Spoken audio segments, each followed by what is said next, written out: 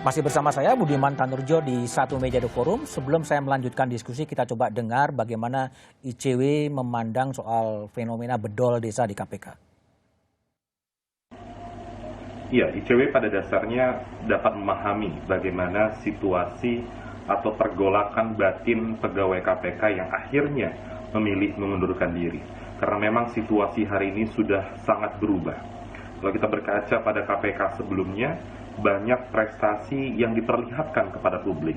Namun hari ini rasanya hanya kontroversi yang bisa KPK perlihatkan, terutama dengan problematika ketua KPK hari ini yang telah terbukti 2 kali melanggar etik ketika bekerja di KPK. Oke, saya kembali ke Zainal Arifin Mohtar, pakar hukum tata negara dari UGM. Bung Zainal atau Bung Uceng, jadi Anda lihat bedol desa di KPK ini sebagai fenomena yang biasa sebagai organisasi atau ada sesuatu yang luar biasa?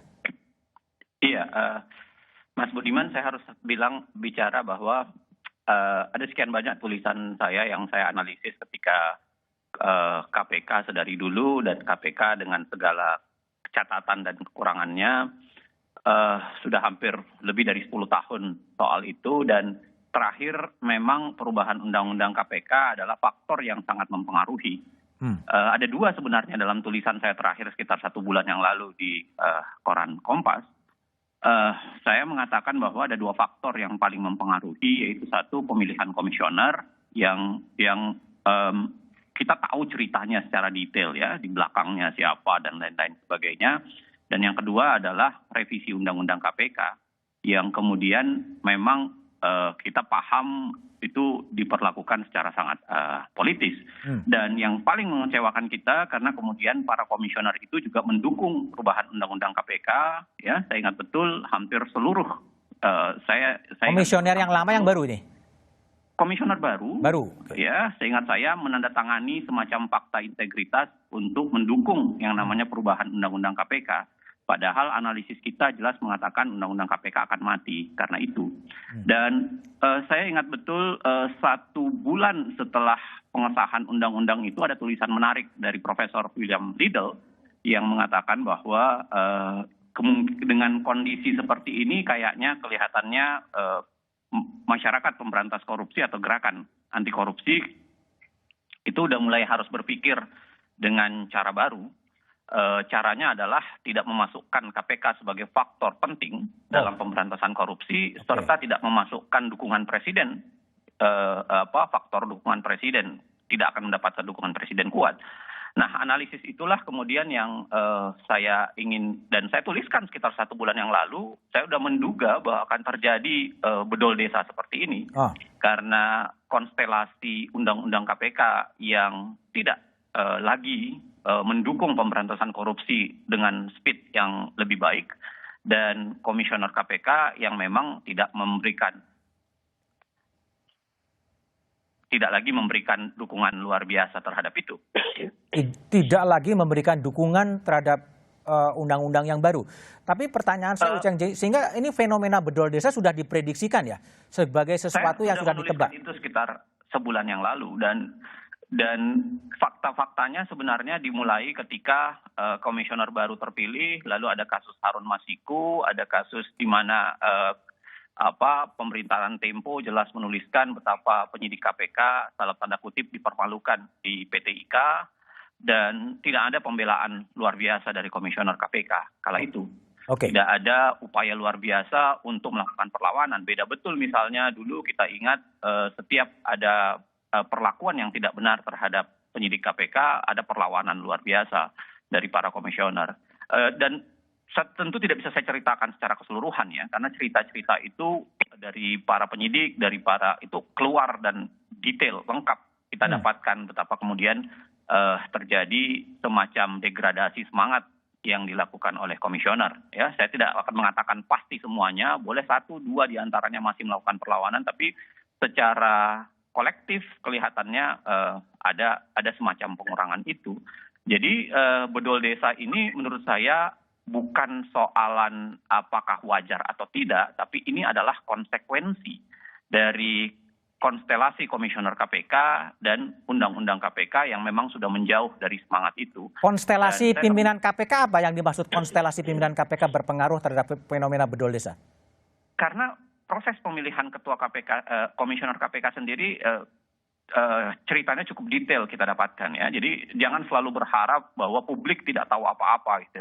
Oke. Kami publik tahu persis bagaimana proses itu, bagaimana proses pemilihan, bagaimana kemudian para politisi ada favoritism, lalu kemudian mendorong orang-orang tertentu. Dan dan itu terbukti dengan saya bilang tadi semangat awal pemberantasan korupsi KPK yang kelihatannya mengendur, tidak lagi dalam kekuatan yang kuat. Apalagi yang paling mengecewakan adalah ketika mereka mau menandatangani dukungan kuat untuk perubahan undang-undang KPK, seakan-akan mereka mau mendukung perubahan undang-undang KPK supaya kemudian bisa terpilih. Itu sebenarnya saya alamatkan juga kepada Pak Nurul Gufron, ya, yang mengkritisi misalnya bahwa lari dari pertempuran itu adalah tidak bisa dibanggakan. Menurut saya menandatangani surat dukungan terhadap perubahan undang-undang KPK itu yang sama sekali tidak dibanggakan, dan itulah merupakan pengkhianatan terhadap semangat pemberantasan korupsi sebenarnya. Pak Nurul Gufron harus ingat betul itu. Bahkan kondisi dia sebenarnya juga melanggar undang-undang KPK sendiri, karena dia dilantik tidak cukup umur sebenarnya menurut undang-undang KPK itu sendiri. Nah, maksud saya adalah kita paham detail, ya. Oke, baik, Uceng. Saya akan memberikan semacam hak jawab kepada Pak Nawawi Pomolango. Adalah tadi ada kritik-kritik dari, kalau gimana, Pak Nawawi melihat gimana kemunduran bedol desa 36 atau 30 orang ini sebagai sesuatu yang biasa di organisasi KPK atau gimana kalau dalam perspektif Pak Nawawi? Baik, saya mungkin perlu menceritakan terlebih dahulu.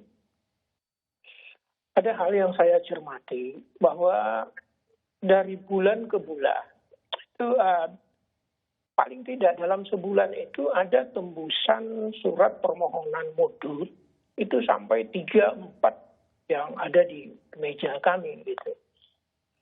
Karenanya kemudian pada tanggal 26 Juli saya meminta Sekjen untuk mendata dan mengirimkan ke saya. Ya. Sudah berapa banyak sih sebenarnya pegawai kita itu yang mundur? Terhitungnya saya minta dia menghitungnya sejak tanggal 20 Desember gitu. 20 Desember tahun 2019? Saat kami dilantik. Ya. Saya minta Pak Sekjen menghitung dari situ pada tanggal 26 Juli. Pada tanggal 26 Juli saya minta dia menghitung. Jawabannya pada waktu itu ke saya sehari kemudian tanggal 27 Juli baru dia memberikan jawaban karena dia meminta data dari SDM. Dia menyampaikan kepada saya bahwa dalam hitungan mereka itu sudah ada 22 pegawai tetap yang mundur. 22? Dan 7 pegawai tidak tetap. Itu pada tanggal 27 Juli. Ya, 29 berarti ya? Kemudian pada bulan September itu sekitar tanggal 21, saya menerima lagi satu tembusan surat pengunduran diri dan sosok ini cukup saya kenal gitu. Ya. Siapa itu, Pak? Bukan Mas Febri gitu. Oh, Febri. Kebetulan bukan Mas Febri. Oh, bukan Mas Febri. Tetapi sosok ini adalah sosok yang sempat mengikuti seleksi di dalam rekrutmen salah satu pejabat eselon 2 yang kami selenggarakan pada beberapa waktu sebelumnya. Dan saya pikir ini sosok yang bagus. Tiba-tiba ada permohonan mundur gitu. Karenanya saya meminta kembali ke Sekjen. Coba Pak Sekjen dihitung lagi berapa ini. Rasanya kok makin hari makin lumayan banyak yang mengajukan permohonan. Kemudian beliau besoknya baru mengirimkan pada tanggal 21 September. Pak Sekjen mengirimkan data kepada saya bahwa jumlah pegawai tetap yang mundur itu tercatat 29 orang. 29 orang? yang pegawai tetap dan 8 pegawai tidak tetap. Berarti 37. Iya, ini data yang saya peroleh dari Pak Sekjen gitu. Jadi, lalu Pak Nawawi melihat ini sesuatu yang biasa atau gimana sih? Nah, tadi saya katakan bahwa saya tertarik menanyakan kembali ke Pak Sekjen karena ada sosok yang saya pikir ini orang bagus juga gitu. Kenapa tiba-tiba mengajukan permohonan? Nah, saat saya lagi menghitung-hitung itu, Mas Febri ini juga kemudian mundur juga. Ada 6 hari sebelumnya datang ke ruangan saya, dia berbincang mengenai keinginan mundur gitu. Saya bilang kok jadi seperti ini gitu. Nah, seperti itu barangkali, tapi kami belum melakukan memang kajian apa yang kemudian menjadi dasar pertimbangan dari rekan-rekan ini mundur gitu. Hanya saja saya sampai kemudian menyimpan beberapa model surat permohonan itu.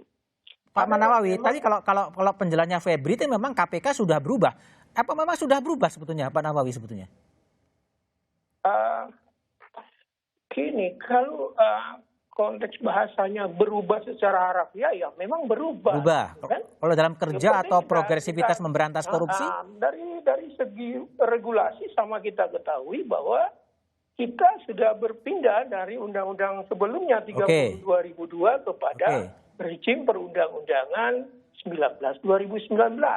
Tentu perubahan-perubahan yang dibawa oleh revisi undang-undang yang baru menjadi juga instrumen perubahan di dalam pelaksanaan tugas-tugas KPK. Itu memang nggak bisa dipungkiri. Gitu. Kalau dalam suasana kerja di KPK ada perubahan, Pak?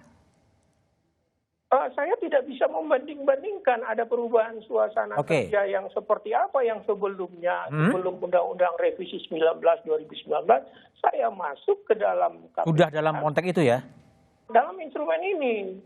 Dan memang perubahan itu harus dilakukan karena itu memang perintah. Misalnya dalam hal penindakan, itu ada perintah secara tegas kan, sama kita ketahui di dalam pasal 70 huruf C dari Undang-Undang 19 2019, yang antara lain menyebutkan bahwa terhitung sejak berlakunya undang-undang ini, segala bentuk penyelidikan, penyidikan, penuntutan yang tindak pidana korupsi yang masih sedang berlangsung harus dijalankan menurut undang-undang yang baru ini.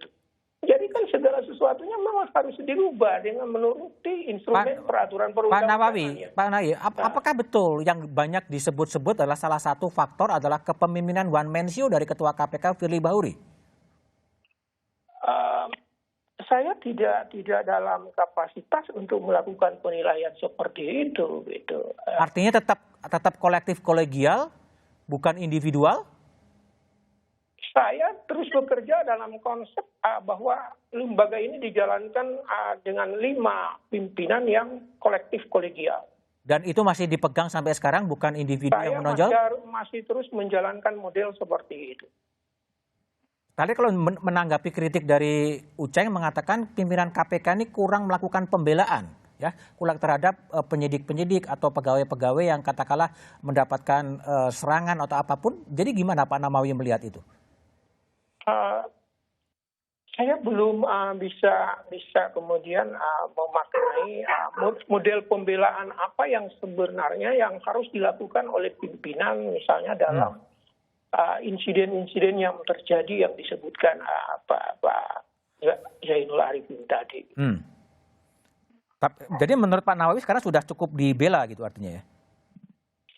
Sejauh ini sepertinya tidak ada hal-hal yang kami pandang bahwa ada hal-hal yang harus kemudian diterjemahkan dengan bahasanya Pak Zainul tadi, dia harus dilakukan pembelaan.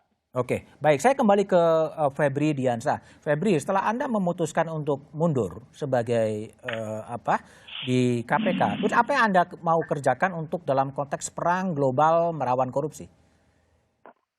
Ya, tentu saya harus kembali ke masyarakat sipil ya. Memang niatnya seperti itu, memperkuat gerakan anti korupsi di sana. Yang bisa saya lakukan hanya 2 hal, sesuai dengan kapasitas yang saya miliki. Pertama, dari aspek hukum. Karena saya pendidikan latar belakangnya hukum, kemudian diangkat jadi advokat di 2013 dan kemudian nonaktif, dan yang kedua terkait dengan komunikasi publik. Jadi dalam koridor dua hal itulah yang kemudian kami rencanakan dalam diskusi beberapa teman untuk bisa berkontribusi dalam gerakan anti korupsi. Bisa saja dalam konteks menjalankan profesi hukum, rencana awalnya membentuk sebuah kantor hukum publik begitu, yang masih ada aspek advokasi anti korupsi, khususnya korban korupsi dan pelindungan konsumen, dan kemudian membangun standar-standar akuntabilitas dan standar anti korupsi, membantu berbagai instansi untuk bisa menjalankan itu agar tidak ada proses hukum terhadap kasus korupsi karena mereka tidak korupsi, bukan karena mereka mempengaruhi penegak hukum begitu, dan kegiatan-kegiatan lain tentu membangun jejaring dengan kampus dan lain-lain yang masih akan terus dilakukan. Prinsip dasarnya yang saya bilang ke Pak Nawawi saat ketemu pada hari Senin yang lalu, meskipun saya keluar dari KPK, tapi saya berjanji tetap akan menjaga KPK dari luar. Saya coba yakinkan Pak Nawawi pada saat itu, karena KPK memang harus dijaga tidak hanya oleh orang-orang yang ada di dalamnya, tapi juga oleh masyarakat di luar sana. Menjaga ini bisa berarti kalau keliru ya dikritik, tapi kalau memang butuh dibela ya kami akan bela mati-matian seperti yang pernah terjadi sebelumnya. Oke, baik. Terima kasih Febri Diansyah telah bergabung di Satu Meja. Selanjutnya kita juga akan bergabung dengan anggota Komisi 3 DPR Ahmad Sahroni yang juga ikut merancang soal revisi Undang-Undang KPK, tapi diskusinya setelah jeda berikut ini.